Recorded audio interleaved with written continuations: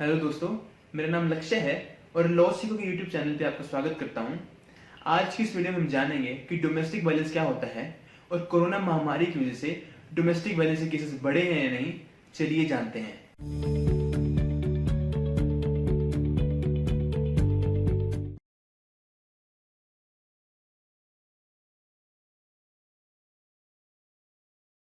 देखिए, कोविड-19 ने हम सबको किसी ना किसी तरीके से इफेक्ट किया है। बहुत से लोगों की जान चली गई, उनकी जॉब चली गई और कुछ लोगों का तो बिजनेस तक बंद हो गया। लेकिन इन सब चीजों के साथ साथ विमेन की कंडीशन पर भी बहुत इफेक्ट पड़ा। देखिए, मार्च 2020 में सबसे पहले लॉकडाउन लगा था और 25 मार्च से लेकर 31 मई तक कुछ 1400 कंप्लेंट डोमेस्टिक वायलेंस की रिपोर्ट की गई थी।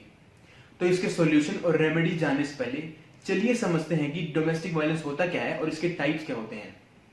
देखिए, डोमेस्टिक वायलेंस की कोई यूनिवर्सली एक्सेप्टेड डेफिनेशन नहीं है, लेकिन जब भी ये टर्म हमारे मन में आती है तो सबसे पहले हम सोचते हैं कि जब भी कोई वायलेंस किसी भी मैरिड कपल्स के बीच में होता है तो वो डोमेस्टिक वायलेंस होता है।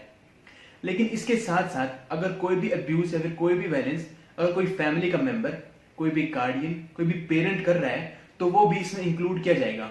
तो इसको क्लियरली समझने के लिए चलिए इसके टाइप समझते हैं।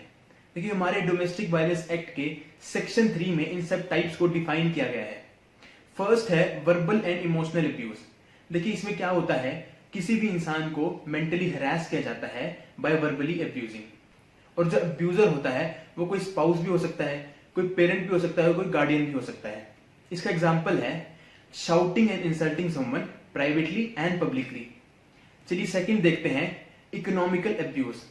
इसमें क्या होता है, कोई भी विमेन होती है वो अपने पार्टनर पे फाइनेंशियली डिपेंडेंट होती है, यानी कि जो पार्टनर होता है वो किसी भी वुमेन के फाइनेंशियल सोर्सेज है वो बंद कर देता है, जैसे सीजिंग बैंक अकाउंट्स या फिर उसे घर से बाहर ना जाने देना पैसे कमाने के लिए।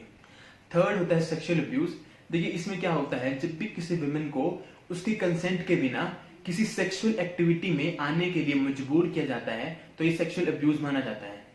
देखिए, इसका एग्जांपल हो सकता है फोर्सफुल पेनिट्रेशन या फिर body shaming. Fourth and the last, physical abuse. देखिए, फिजिकल अब्यूज में क्या होता है, किसी भी विमेन पर कुछ इंजरी की जाती है, यानी कोई कुछ बॉडीली इंजरी दी जाती है जिसकी वजह से उसे हर्ट होता है या फिर उसकी जान को भी खतरा होता है। इसका एग्जाम्पल है स्लैपिंग और बीटिंग हर या फिर बर्निंग हर और फोर्स फीडिंग हर। तो चलिए अब जानते हैं कि इस कोरोना महामारी में ये डोमेस्टिक वायलेंस के केसेस क्यों बढ़ रहे हैं, क्या इनके रीजंस हैं। फर्स्ट, अगर अपर क्लास या फिर मिडिल क्लास की बात करूं तो सबसे मेजर रीजन ये हो सकते हैं क्योंकि इनके बिजनेस ठप हो गए हैं और क्योंकि इन सब की जॉब चली गई है तो out of frustration, out of anger ये सब कर बैठते हैं।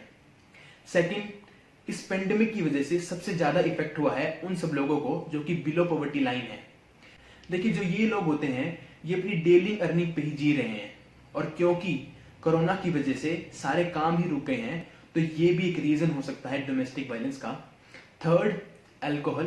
देखिए, जो लोग शराब पीते हैं उनसे क्या होता है, उन पर उनकी बॉडी का कोई भी कंट्रोल नहीं रह पाता है और इसके साथ साथ उनके जो इमोशंस होते हैं वो भी बढ़ जाते हैं, जिसकी वजह से भी ये डोमेस्टिक वायलेंस के केस बढ़ते जा रहे हैं। And the last, upbringing of that person. देखिए, जो अपब्रिंगिंग है या फिर एजुकेशन है वो बहुत ही मैटर करती है। देखिए, अगर किसी इंसान को अगर स्टार्टिंग से ये बताया गया है कि तुम्हें किसी भी विमेन की रिस्पेक्ट करनी है, विमेन के साथ साथ हर एक जेंडर की आपको रिस्पेक्ट करनी है, तो आप ऐसा काम नहीं करोगे। तो चलिए जानते हैं कि गवर्नमेंट इन केसेस को कम करने के लिए क्या कर सकते हैं। फर्स्ट, एक एसेंशियल सर्विस की एक हेल्पलाइन चला सकते हैं जो कि लॉकडाउन में या फिर किसी इमरजेंसी में भी खुली रहेगी।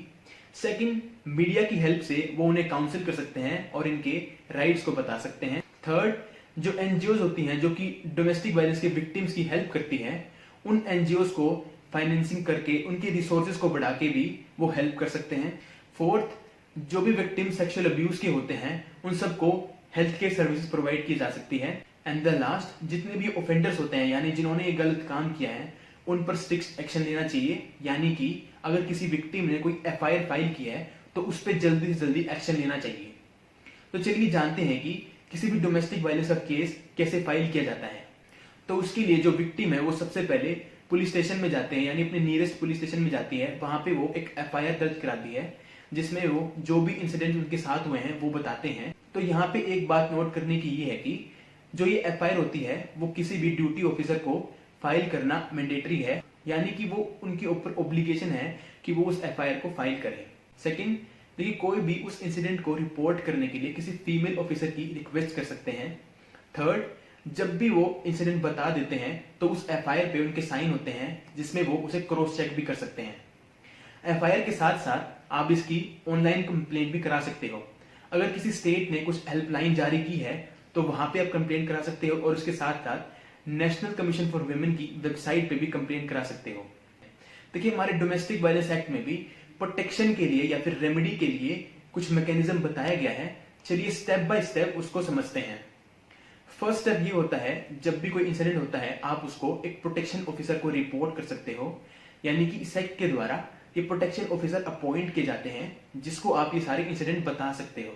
देखिए सेकंड स्टेप होता है, जितने भी ये प्रोटेक्शन ऑफिसर होते हैं ये एक डोमेस्टिक इंसिडेंट रिपोर्ट तैयार करते हैं जिसे आप किसी भी फर्स्ट क्लास मजिस्ट्रेट या फिर मेट्रोपॉलिटन मजिस्ट्रेट के पास फाइल करा सकते हो। देखिए इस रिपोर्ट के जरिए आप जो भी आपके साथ इंसिडेंट हुआ है उसके खिलाफ कुछ क्लेम भी ले सकते हो। थर्ड स्टेप ये होता है, जो भी वो मजिस्ट्रेट होता है वो इस मैटर में फर्स्ट हियरिंग की डेट बताते हैं, और उसके साथ साथ जो भी रिस्पोंडेंट पार्टी है उन पार्टीज को नोटिस जाता है। और लास्ट स्टेप में जो मजिस्ट्रेट होता है वो इस मैटर में कुछ ऑर्डर पास करता है। जो ये ऑर्डर होता है ये कोई प्रोटेक्शन ऑर्डर भी हो सकता है, कोई कस्टडी ऑर्डर भी हो सकता है, और कोई रेजिडेंस ऑर्डर भी होता है। देखिए जो प्रोटेक्शन ऑर्डर है उसमें डोमेस्टिक वायलेंस होने के लिए विक्टिम को बचाया जाता है, यानी कि जो ऑफेंडर होता है उसको डोमेस्टिक वायलेंस करने से रोका जाता है। सेकंड, रेजिडेंस ऑर्डर, इसमें क्या होता है, जो भी ऑफेंडर होता है यानी जिसने गलत काम किया है उसको विक्टिम के घर आने से रोका जाता है, और उसके साथ साथ जो ऑफेंडर है उसके फैमिली मेंबर्स को भी विक्टिम के घर आने से रोका जाता है। थर्ड, कस्टडी, देखिए जो चाइल्ड की कस्टडी होती है वो भी इन्हें दी जा सकती है, और इसके साथ साथ इस ऑर्डर में कंपनसेशन या फिर रिलीफ का ऑर्डर भी पास हो सकता है। So friends, this was the whole concept of domestic violence. Hope करता हूं कि आपको ये वीडियो पसंद आएगी। Thank you so much for watching.